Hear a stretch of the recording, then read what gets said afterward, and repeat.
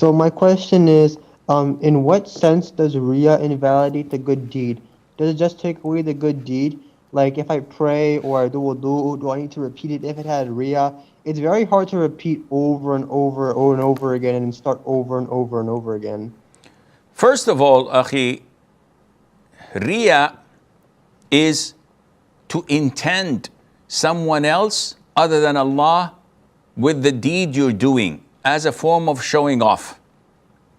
And it is of two types. One is something that is passing through, something that comes and goes, like intrusive thoughts.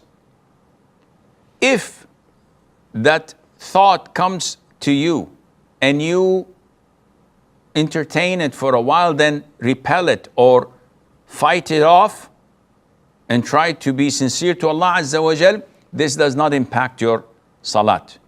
But if it continues throughout the whole salat and you notice that you are pretending things that you wouldn't normally do for the sake of the people watching you, and you're doing it for them, not for Allah Azza wa Jal, this invalidates your salat. So to recap, when a person gets these intrusive thoughts, if he entertains them and acts upon them throughout the whole prayer, it invalidates his prayer.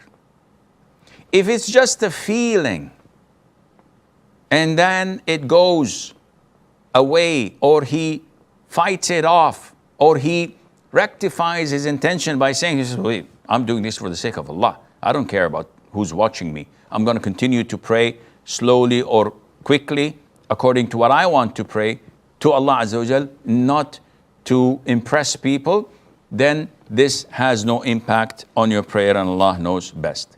Sheikh, I have read two hadiths. One is that we cannot publicize our sins.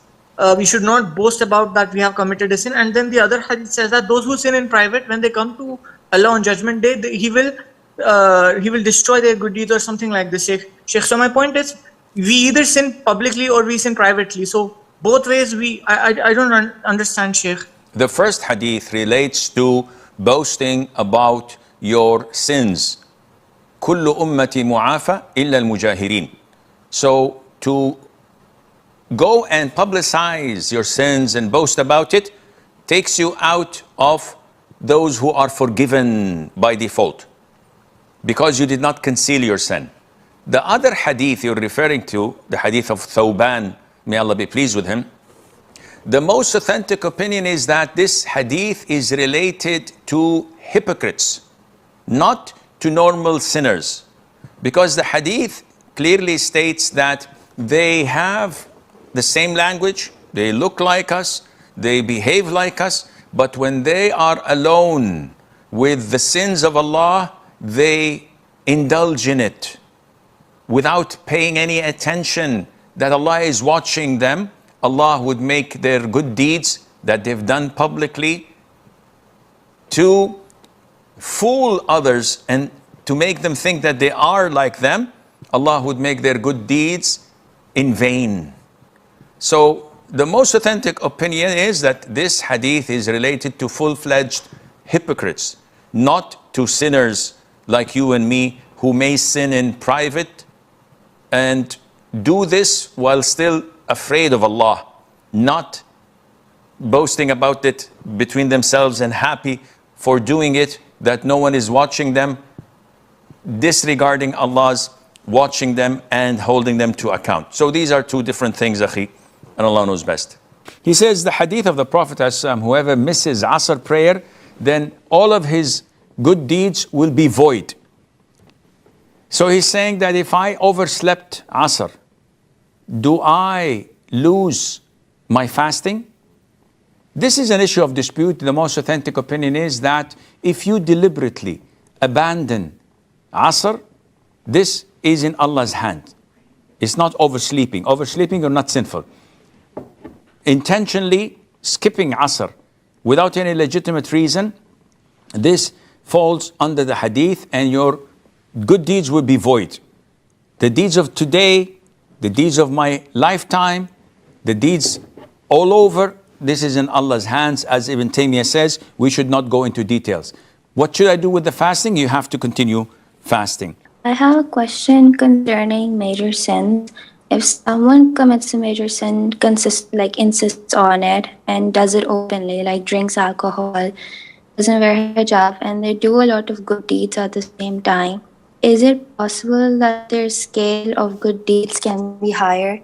Is it also possible that if their bad deeds are like the scale of bad deeds is higher than the good deeds, can Allah forgive them out of mercy? What I'm trying to say is that if someone insists on major sins and does it openly, and they die in that state, are they still Muslims? Thank you. Okay. First of all, I think we addressed this yesterday, or I've addressed it somewhere, I'm not certain. We have a scale on the Day of Judgment.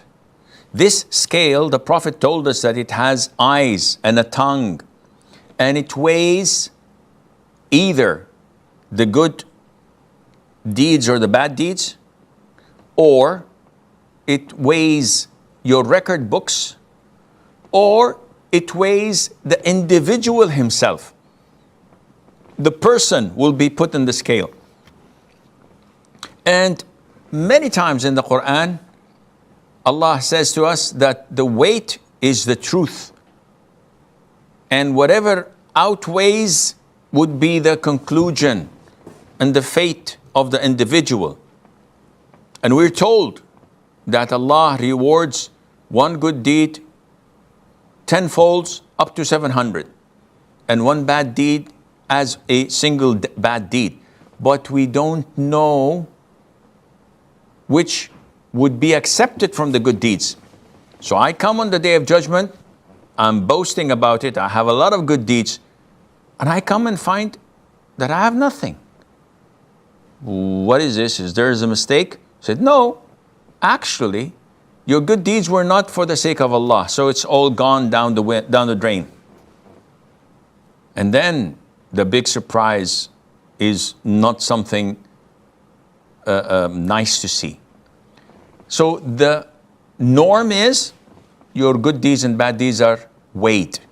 Whether it's major sins, whether it is not wearing the hijab, dying while in the state of intoxication, committing adultery, backbiting, stealing and embezzling people's wealth.